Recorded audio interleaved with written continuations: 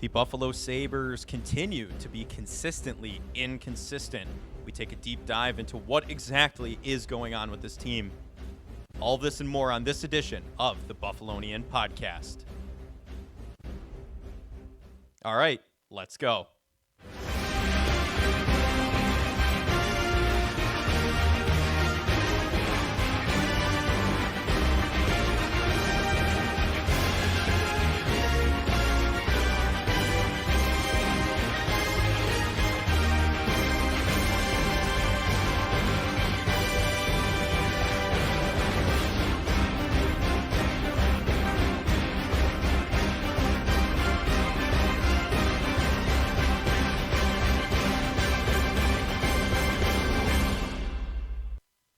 We are back with the Buffalonian podcast. I'm Joe Cali. As always, I'm joined by none other than Dom Loss. And Dom, we're going to keep it light on the Bills news today. The only thing I'm going to say is Gabe Davis posted an 8-minute goodbye pretty much to Bills Mafia. Kind of surreal. You wouldn't we've talked about it. He is going to walk, but a couple years ago after his 4-touchdown performance against Kansas City in the divisional round, this isn't a time you necessarily see in the future. So just you want to give a quick thought, quick goodbye to Gabe Davis. Thought. Yeah, a quick thought on Gabe. Big game, Gabe. Definitely a great return of investment on a 4th-round draft pick. Yeah, that's for sure.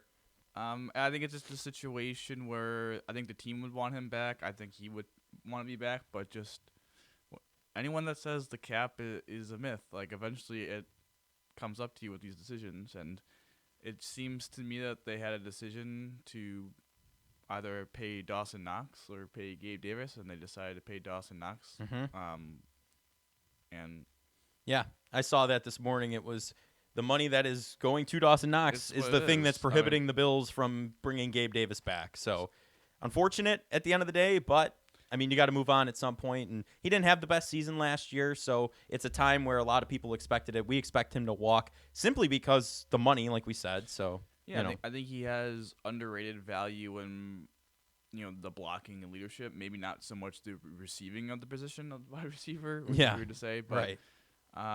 He's been a great player for this organization for the past 4 years. We wish him nothing but the best, and hopefully, honestly, I'm hopeful he gets the bag because that will help the Bills get a good comp pick, like Tremaine did. And right, who knows? Maybe it's a situation. I saw someone talk about maybe it's like Shaq Lawson. He gets the bag, and then after that contract comes back and plays with the Bills when the cap is all figured out. I don't know, but you never know. At the end of the day, anything can happen. I've seen him already mocked to KC, so we'll have to wait and see what happens there. I don't know. That could be dangerous, but this pod is focused on one team today, and one team only, and that is the disappointing Buffalo Sabres, to say the least. They win 7-0. I get texts from a couple of my friends. This team's back. We're back to what we used to be. No, they go right back to this season form. The next game, just lose to the Panthers 4-0. They come off a 7-0 shutout. They get shut out 4-0 at home. We got a lot to talk about. Dom, to scratch the surface, what do you before we deep dive here, what do you think? We haven't really gone deep into the Sabres in the past couple weeks, so interested to hear your thoughts. I don't think it's a microcosm of their season. They win a game 7-0, they lose the next game 4-0. They win an exciting 3-2 overtime road game against Minnesota, scoring with 38 seconds left to tie the game. Really quality win, and they come back home and they just completely blow a game against the Ducks, who are one of the worst teams in the league. I want to say they went 0-2 against the Ducks, and that's 0 for 4 in points against one of the worst. If you're not going to get the 4 points against the Ducks, you're not going to make the playoffs. Nope. And it's frustrating because they really played pretty well yesterday, but just turnovers. I didn't think it was the sharpest UPL game, and they outshot them by a significant margin, and John Gibson made a couple of really nice saves, and UPL kind of didn't have it, had probably one of his worst performances in the last couple months, which is unfortunate. And I don't think he got helped out by the fact of the Sabres turned the puck over a little bit and gave up some chances, even though they didn't get a lot of chances. It was quality chances to score, and you just can't lose a game at home to the Ducks. You really can't, and that's the tough thing about it. It's really, if I was a gambling man, which I was for a good stretch there until I lost the Bills-Chiefs game, I decided to call it quits. I would take the over on the Sabres shots per game every game. Goals? No, never. Never would I ever estimate how many goals they score per game, because guess what? Their shots are up there with the best of them. They just don't score. Well, that's the thing. I think that's the frustrating part is you see the last couple of games, that especially some of the games they've lost, they've had a lot of shots. Mm-hmm. They haven't had a lot of goals. Like the Kings was one of the, in the stretch of games since the All-Star break, one of the games where they didn't have as many shots as they did against Florida, against the Stars, against the Ducks, for example, but they scored 7 goals. And I think that kind of gets into the Sabres overpass, but I just think maybe they've gotten maybe a little bit too much. I know they've gotten goalied a little bit, but maybe have they swung the pendulum too far into shoot first, and they could maybe be in a game where they get 38 shots, maybe get that number down to 30, but have those 30 shots have a more dangerous scoring opportunities than those 38. I think that's something maybe you have to look at. And Yeah. I don't know, man. Yeah, it's very frustrating. But I know we do have a clip from Coach Don Granato, Donnie Meatballs. We'll get to that in a few minutes here. You did prepare something. You brought a piece of paper with some writing on it. I did. I don't know. I think we should do the Don Granato thing first. All right, let's hit Don Granato if we're ready to play that clip. Here are his thoughts, basically, on what the issue is with the team. So I hope you can get more out of it than I did, because it's pretty much what everyone's been saying all season. So here it is. The point of last season, to be part of the playoff rush, to push, to have them learn what it took to be in a playoff race, and yet they haven't learned that, or have they learned that? This is a process, so they're in the process of learning it. This is the obvious. You would hope they would have learned it, right? And you'd hope, and I can remember us talking last year. You can't forecast. I'm not in the forecast business. You wanted me to forecast this season back then, and there's too many elements throughout the league, injuries being one of them, but there's just too many elements, and you're in the middle of this process, and our responsibility is to make sure we're getting better, so when we get through this, we're going to have a better product by going through any adversity, any challenge. And the good indicator for us is we're getting better in the areas we've targeted that we needed to get better in from last year.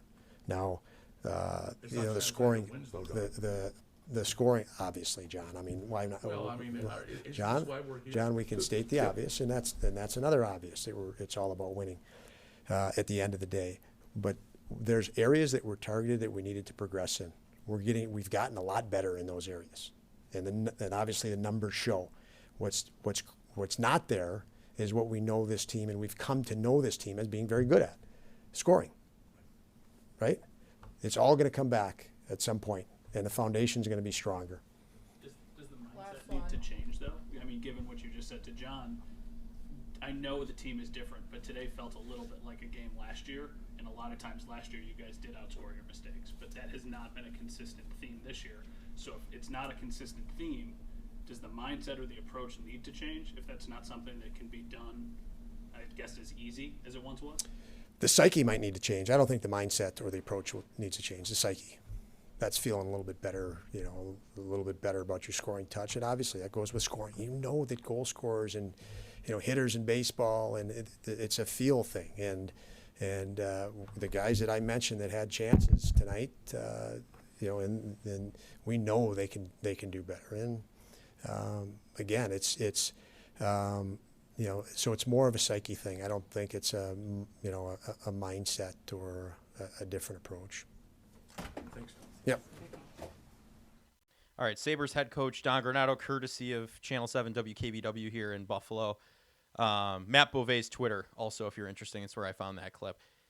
The psyche is what needs to change, not the mindsets or the execution. What did you make of that over there? I was the one who found the clip. I want to see Dom's reaction to it. Yeah, I mean, I think he's not wrong that every team faces adversity, but it just seems that the Sabres just can't get through it. Yeah, they've been a revolving door since 2013, really, coaching-wise, and that's it. As Sean McDermott was once quoted, the light shines brightest on those who come through adversity, and Sabres are not. They're in the dark. The reason why they're in the dark. I mean, yeah. It's a frustrating. I just know the way other than it's just a frustrating year. It just seems like a complete lost year, which is, when you have that linear growth as a team, Mhm. right? Like you had the whole Eichel saga, and then you had that really cool second half, and then the next year, you had a 90-point season, her highest in 10 years. Everything was looking up. Everything's on its way up, and now Mhm. you have this year where it's like I don't even know what the heck is going on. Right. You can't understand it. Everyone's regressed. Your star players that have really come out and shown themselves. Tage Thompson regressed after multiple 40-plus point seasons. It's just It's just a lost. It's a lost year Mhm. because I hate to blame injuries because I think blaming injuries is a loser's mentality. But I think some of these guys are just some of these guys aren't playing well. Period.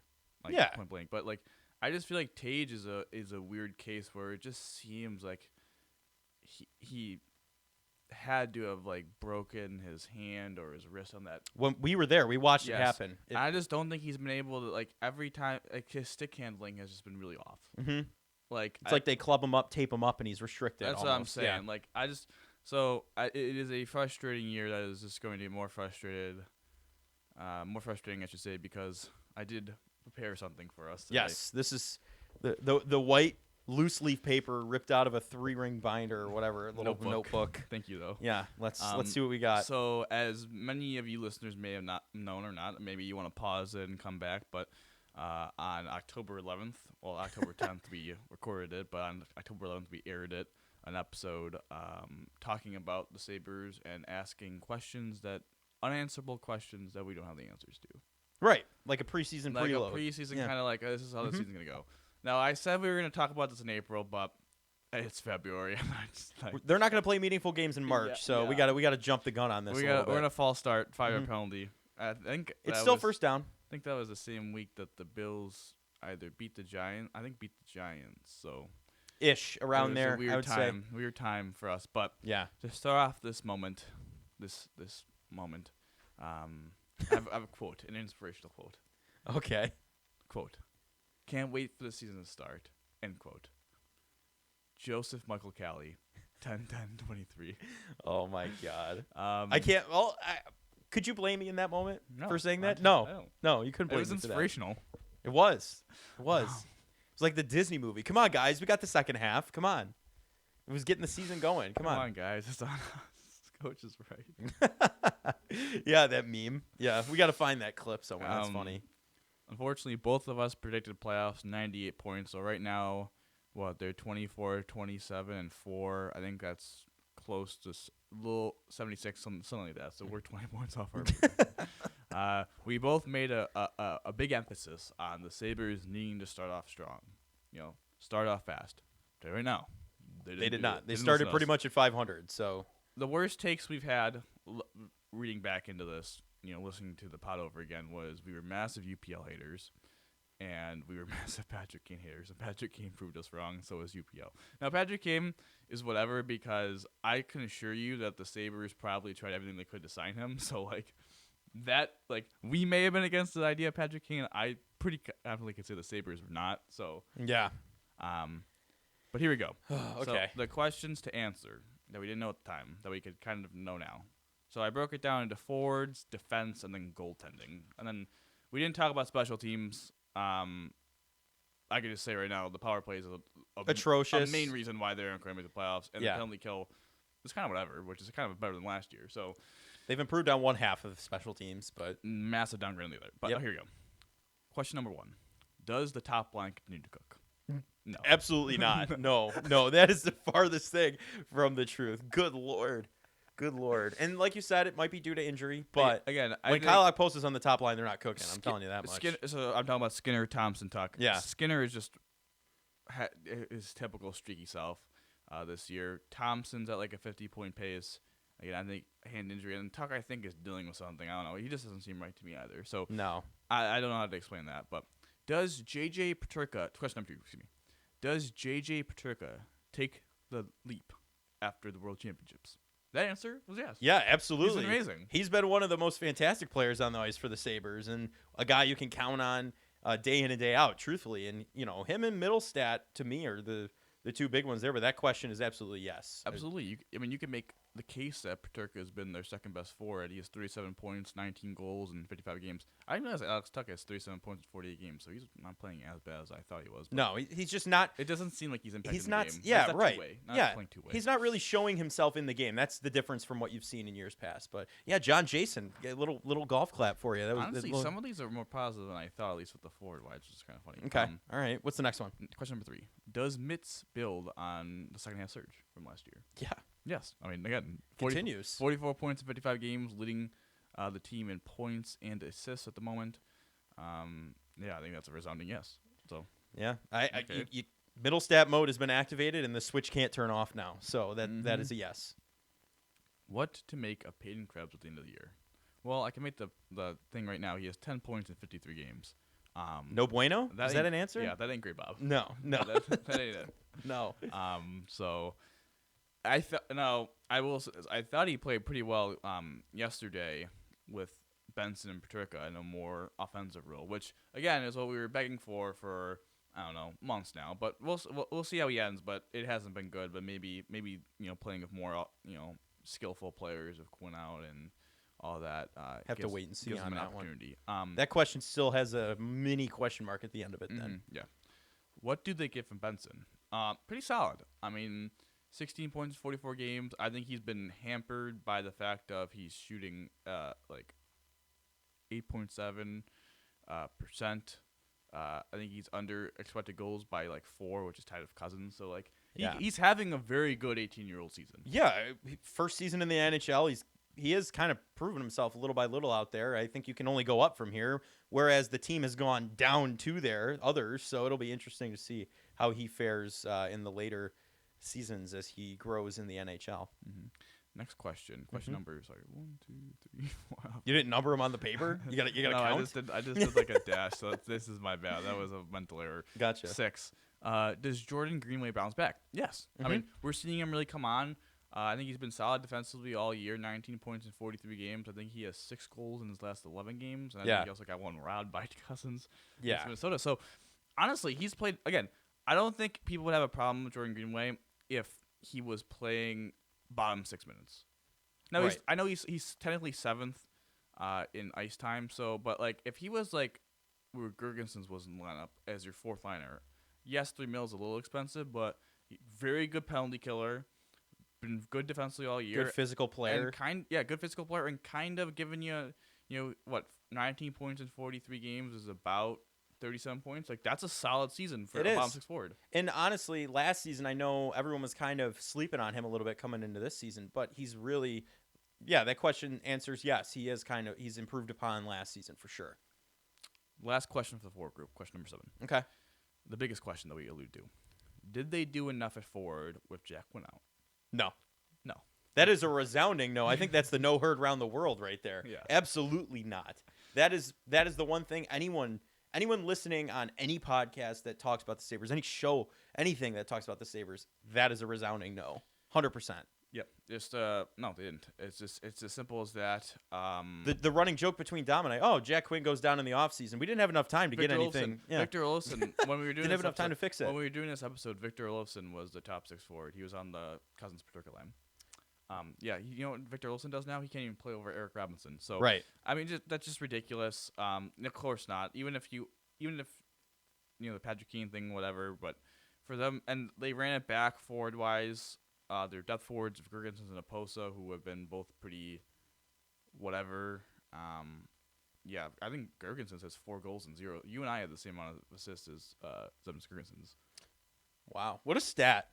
Love that. So, yeah, it's just trash. I'm sorry. I know he's supposed to be like, nothing happens when he's on the ice. Right. But it's still, like, you think he would do something out there, you know? Yeah, so they didn't improve him on the bottom 6, and they didn't feel that need, and heck, it's still a need, even with Benson's Greenway, and Mitz having good alright season. But you're right, though. A lot of more positive answers for the forward group. I'm going to be honest with you. There were a lot of yeses in there. Honestly, okay. I think the individual question, sure, but like As a whole, no. As a whole, no. Yeah. Because like as a whole, like I'm sorry that the top line continued to cook has just taken a massive dump. Mm-hmm. Again, It's like trickle down dump. Krebs, It's on all a of it. lot of them, like I mean, we did do like JJ Mitz, Greenway, Benson, like those 4 guys were out there questioned, but like that was a dump. If they shouldn't have made any more moves, that was a dump. Krebs has been a dump. Sorry, guys. I think I'm a better word. It's trickle down dumponomics. Even Come on. even Cousins has been kind of not his best season as well. So and Jack Quinn hasn't been able to stay healthy. Like unfortunate, but he hasn't. So what do all those dumps combine for? A dumpster fire of an offense. That was good. That's that what was it good. does, yeah. Take a bow. No, no, I'm good. I can't stand up. Mike's gonna move, and then the setup's all off. So, but here we that go. was good. But and again, none of the forward prospects have been able to, other than Benson, who I don't even know if we consider a prospect anymore, been able to make a real impact on the team. No, they haven't been able to really go out there and do anything. So, I mean, on a rough team from your skill players, that's kind of expected, though. I'm gonna be honest with you. It just is what it is. But defensively now, Uh-huh. question number 1 for the defense. We'll break it down this way. Does OP take a sophomore leap? The answer to that question is no. Not really. Not really. Just he's banged up now. OP. How do I explain this? OP is Owen Power. I should just say his full name. Power, I think, is like a basketball player that is kind of underrated by his. He's really big. He does a lot of things. Maybe not in the box score, but he cannot shoot the 3 ball. Owen Power cannot shoot the puck. Absolutely not. Like he needs to talk to Rasmus Dahlin. He needs to spend the complete summer out, I think, in Sweden, working with whoever Rasmus Dahlin worked on to fix his shot. Because Owen Power has 2 goals. He has a under 3% shooting percentage. He needs to become more of a threat scorer. I know he does the unselfish play and he does creates offense through his passing, but he needs to add that element of his game. You got to be able to shoot the puck. It has to happen. And truthfully, I don't know. Dom and I, and also the producer Mooch, we did a slap shot thing down on the ice after a game one season. And I mean, did any of us make it? If I'm thinking back correctly, did anyone make it out of us? No. Head shake. No. Did you make it? God, no. I didn't make it. You didn't make it. Did Mike Marino make it? That's the question we will never we won't have the answer to. So I don't think he did. I don't think he did. I think it was So I honestly, we might need to go see the same guy in Sweden and do a workshop with OP and maybe see what we can do. But yeah, get him on the pod. Get him on the pod. What do you need to do, man? Come on. I don't know. It's just he did not take that sophomore leap at all. No, it's kind of that sophomore slump a little bit. Yeah, maybe he'll take the junior leap. We don't know. Hopefully. Was it smart to stay with Yoki-Haru? I forgot how much we hated Yoki-Haru in this episode. We did. I'm gonna be positive on this one. I think Yoki-Haru has been kind of fine. Like yeah. I think at least I've been consistent. You have been consistent as well, of both saying that he's a bottom pair guy, and I think it is pretty clear that he's been very good in that role. When he plays fits, that role, he's the puzzle piece that fits in the spot. He's a bottom pair. He's a bottom pair right shot, and you need a bottom pair right shot. Like works now. Are they gonna pay him because he's an RFA? I don't know. I'm not really comfortable paying him $4 million. I don't think anyone is, but offer him some cheap money and see if he takes it.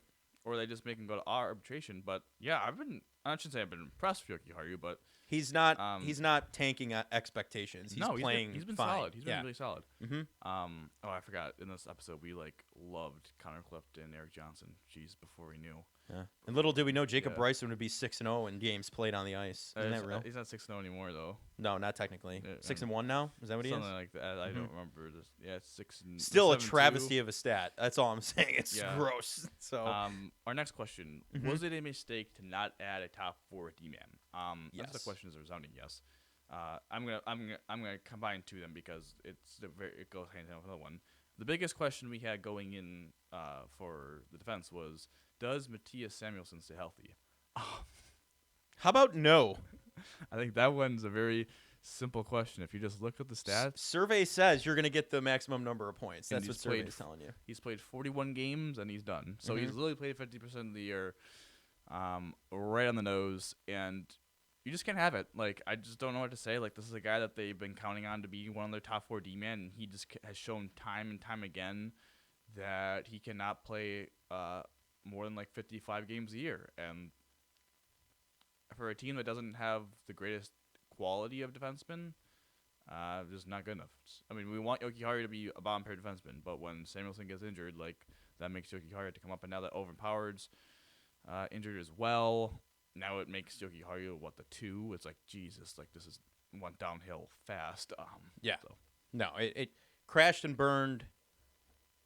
No, I'm not gonna make that joke. But gonna say like a rocket. It comes down. It adds to the other point of, was it a mistake not to add another top four? I think they need to. They need to. They needed to in the beginning of the season. Your defense is so slow. Your offense has been playing down to it all season, and that's part of the problem you're having. I just don't know how they quote unquote afford it, because when you have two guys like Darlene and Power making 19 combined, Samuelson's making a little over 4, something like that. So you're probably right around there. You're probably like combined 23, 24 mil. Like, you need to add another guy, but he's got to be like at the 5 mil mark, and at that point you're putting $30 million into 4 defensemen. It's just a lot. So I don't know what to do with that. And then our last question: does Ryan Johnson make an impact? At that point, he did not make the roster. He was, but was NHL ready? Was NHL ready, and we were right on that one because he's been very solid. I think he's been exactly what the Sabres need. I mean, again, I think if you go into next season with, a Darlene, Samuelson, Power, fill in the blank defenseman, and have Yoki Haru and Ryan Johnson as your 6, I think that's a pretty nice. Well, I mean, 5 out of the 6, and you figure out the other top 4. I think that's a pretty good 6. So, I just Eric Johnson was a whiff, and Connor Clifton, I have no idea how they're going to get rid of that contract. 2 years, 3.3 left after this season. So yeah, I mean, we're going through this, and how optimistic were we at that point? Yeah. I mean, we were pretty. I feel like we were still kind of balanced for sure, but we had high hopes going into the season, and it's just that crash that's the hardest part. the crash and burn, Thomas Rhett. Yes, that's where I saw Kevin Adams over the summer too. That concert. I think maybe. No, that was during the opener. I didn't go during Thomas Rhett's set, but yeah, So, tough. Yeah, Tough. The defense, definitely been Disappointing. Especially the top guys like Yoki Haru and Ryan Johnson are probably the highlights, and when that happens, it's not a great year. No. But, Yeah, no, it's not the best. So going to goalies though, I can't wait to hear this. we were one. massive Levi supporters, and That was not after I saw him on the UPL. plane ride home from New York City after the Jets loss. Yeah. So our one question is Levi the guy right now? The answer to the question is no. Absolutely not. Development. But to his defense, he's been phenomenal now in the AHL. I think he just had a 50 save win against the Toronto Marlies. He's dialing in pretty good down there. So I think I'm going to butcher how many games he's played, but I think he's 6-3-2 or something like that. So he's played about 10 games in the AHL, and I believe he has a 930 save percentage. So that's really good to see for potentially maybe getting some playing time next year. I think he should just stay in the AHL for the rest of this year. But oh yeah, for sure. The fact that they hung on to him so long up here and killed his Ridiculous. confidence was Ridiculous. absolutely ridiculous. You're going to ruin the talk about psyche downgrade now. You're going to ruin his psyche if you're doing that. Does Comrie bounce back? No. Absolutely I'm not. going to talk about that one. What to make of UPL? Solid, man. Like, I don't know Very what to solid. say. Like, Coming off the double hip surgery in 2019, the guy is God, back you with just- iron hips. Every I mean, time. it's every true. time. I can't believe it. No. Every time. It's like, I'm trying to think of like the perfect example. It's like every time somehow like we bring up the Monday Night Football game we went to with the Patriots. Like, you always bring up. There's that he's always had the double hip surgery. Because it's just astounding. I mean, the guy, truthfully, he's 23? I don't have the. He's in his early 20s. I'll just say that. And he's had double hip surgery, right? And he's playing 24. goalie. 24. Double hip surgery, playing in the NHL at a very high level. I mean, you got to give the guy the credit. That's a tough thing to come back from. Double hip surgery. Come on. And our last question. Oh, gosh. Did the Sabres make a mistake not adding a veteran goalie behind Levi at the time? I'm gonna say no. No? See, I see. This is a tough way to put it, because if I say yes, that means they should have added one. And then and they UPL would've doesn't have the blocked season he has. UPL. But could UPL, they would send Levi down anyway, Sure. and then UPL comes up and they rotate games together, and he actually. My thing with the goalies is that maybe I'm doing reverse 180, and maybe I think they should still add a third goaltender in the offseason to play AHL and be solid in the NHL. But like, I would kind of be all right just giving UPL and Levi the crease next year and having like, a 50-32 split or something like that. Yeah, honestly, I don't think I'd be too against that. You'd have to see how Levi performs, though, and Sure. I don't think they carry 3 goalies by any means. Oh, no. They need to stop doing that. That should not be what they do. But you do need a backup plan if Levi does need a little bit more time in Rochester. I'm going to say that right now. You don't want to bank on these two, and then UPL's screwed in the crease pretty much every game because You know what I mean? Absolutely. Like you don't want to do that to him, because then he might tank a couple games because he's just exhausted, and then the narrative's back hot and cold, UPL and all that stuff. So Yeah. that could be the thing there, but I do somewhat agree with what you said. So those are our questions, and funnily enough, I'm just gonna say this: looking at the statistics, I didn't realize that UPL has never faced a shootout so far this year. Only Levi has. So And Levi, did he win or lose that shootout? he definitely lost because it says he saved 1 of 4 shots. Yep, definitely lost. Okay, so we'll have to see how UPL does. Pending this team gets competitive enough to go to a shootout, that'd be interesting to see. So, yeah, listen. I do want to address this. There was an article written by Mike Harrington the other day for the Buffalo News about the toxicity in KeyBank Center, right? And that's something, I don't know, like after this long, right? 2007 was the last time this team did anything relevant. Sure, I mean they made the playoffs a couple times after that. A couple times after that, but never, they didn't. never really a It was contender. Right, exactly. The 2007 was the last time they were a contender. Whatever. I've been out on the Sabres my pretty much entire childhood, because 2007, 2005, really, last time they were exponentially amazing was we were 3. So like I'm sorry, I'm not sitting down. I'm not getting the stats for Sabres hockey with the diapers. You know what I mean? So we'll have to. It's tough to get back into it. They went on that 10-game, 11-game win streak with Jack Eichel when Jeff Skinner was first added to the squad, right? That was a ray of hope back into the team. But no, the soccer coach tanked that one, right? So Now it's this year. And it's like we used to go to games, right? We went to games quite frequently, all 3 of us, over the past couple of years. I never had an inkling to leave in the third period, because it was, even if they were down by 2, you knew they were in it still. They were going to make it interesting. They were going to make big plays. Something was going to happen that was crazy. This season, where's that? I'm packing up in the third period. They No just show their offense. belly. They show their belly and die. Yeah, they roll over. Yeah, they roll over like a possum and just die in the middle of the road. Like, that's just what it is, and that is not fun for the fans to watch. It was different when they were on the up and up, and the expectations were so high this season for a lot of people, including myself, including us. Including their fans. I'm sorry, including themselves. They Like, talked about playoffs. Right, exactly. They said they were a playoff team. That was going to happen. So to have it just completely again, turn into a dumpster fire right in front of your face, it looks like you've seen Bruce Almighty, right? I've not. Okay, so it's a long time, but I've seen it. based in Buffalo, he lets the Sabres win the Stanley Cup at one point, right? The city burns down. Like, everything burns down in the city of Buffalo. That's happening, except the Sabres haven't won the Stanley Cup. It's happening because of the opposite, because they just can't seem to get it right, ever. And, like, that is the toughest part about it. And Mike Harrington writes in this article, right? Like, he's in the press box, right? So are the rest of the people in the press box, of course. They go down.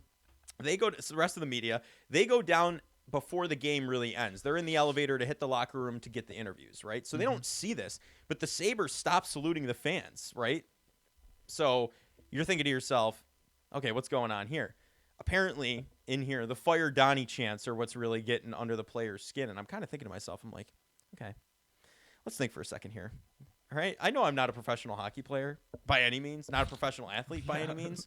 Got a torn Achilles from beach lifeguarding. Like, I don't know what happened there. So, anyway, it's just, if you don't like that's being said about your coach, and you've shown you can play, you've shown you can win 7-0 against the Kings. That's the hockey they played last season. If you don't like they're saying that about your coach, how about you play the game? How about you win games?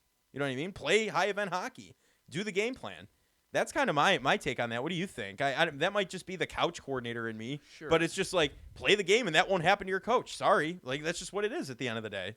At the end of the day, it's a results driven. Yes. I mean, professional sports is really results driven.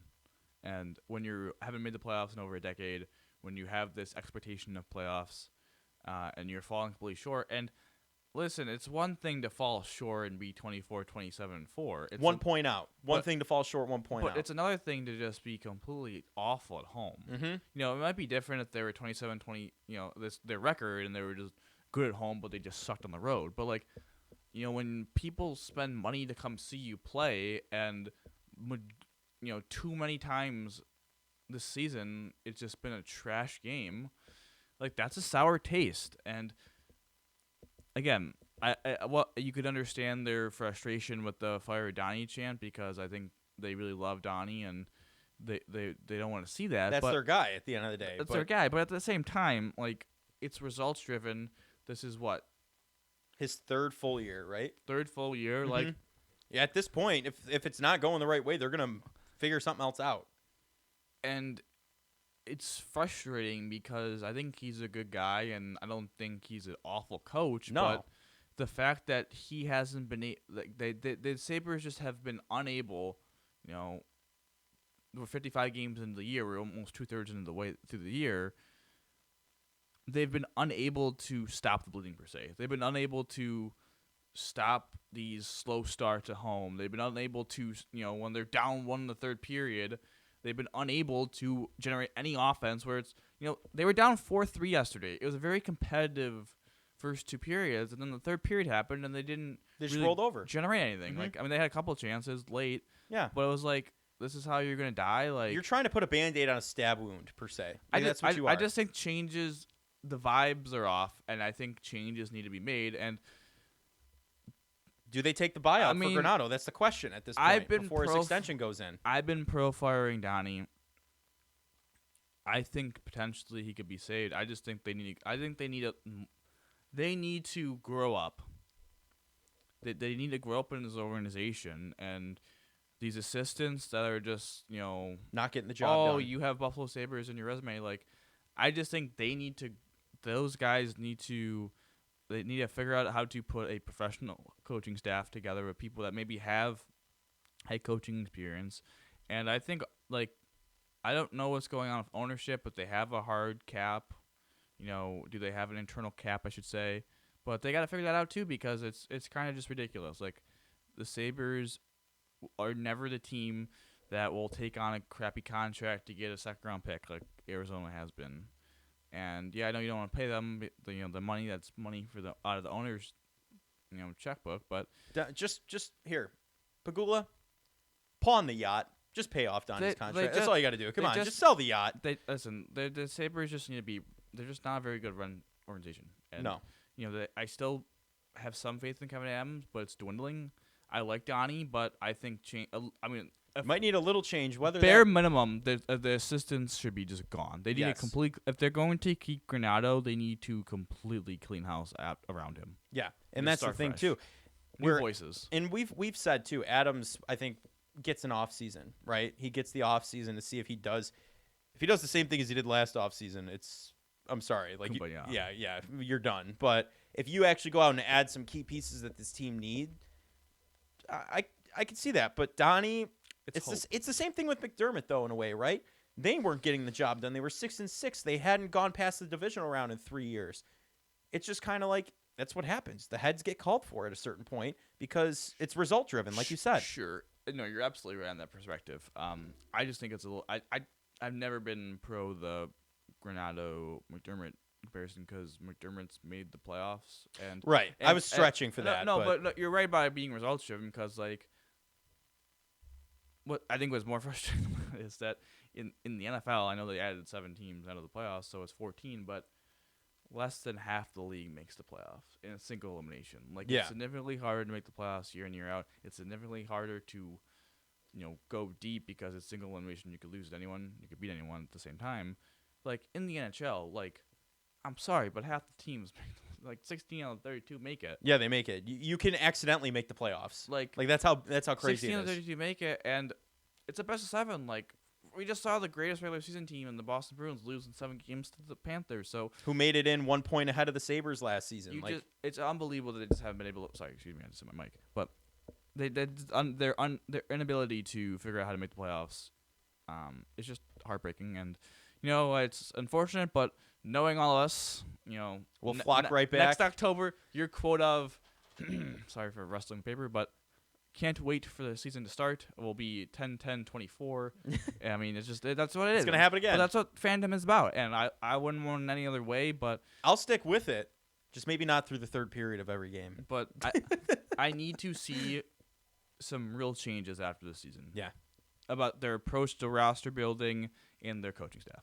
Yep. And that'll be what keeps Kevin Adams around or not. Mm-hmm. And that'll be the key long there. Term. Yep. Long term. You need to build the organization, and you're, like you said, the assistant coaching, the assistants, not happening. So you need to clean house if you want to keep Granato, or you do the early buyout for Granato's contract. So, You will have to wait and see what happens there. But I think this is the deepest we've dove into the Sabres this season just because, I don't know, my mood's like way down from when we started after talking about all this. But anyway, I think that wraps it up for this edition of the Buffalonian podcast. The toxic environment inside KeyBank Center. We'll have to wait and see how it fares for the rest of the season. But you heard it here first. They will not be playing meaningful games in March, in my opinion. What do you think before we end here? Any meaningful games in March? Mathematically, they're alive. Anything can happen. So we'll have to wait and see. They'll hang on to that 2% for the whole season like they did last year. But I'm Joe Cali. As always, I'm joined by Dom Loss. Thank you to our producer, Mooch, for everything you do for the show. Whew. I'm going to add this in here, too. If you're watching on YouTube, you're watching the video version, make sure to like and subscribe. That'd be great. And also on Apple Podcasts, leave us a review. You know, it always helps to grow the show. And we're going to be getting some guests on here pretty soon, so stay tuned for that. But that does it. Dom, how do we always end these, buddy? Go Bills, baby. All Sabres pod, but go Bills, baby. Let's go.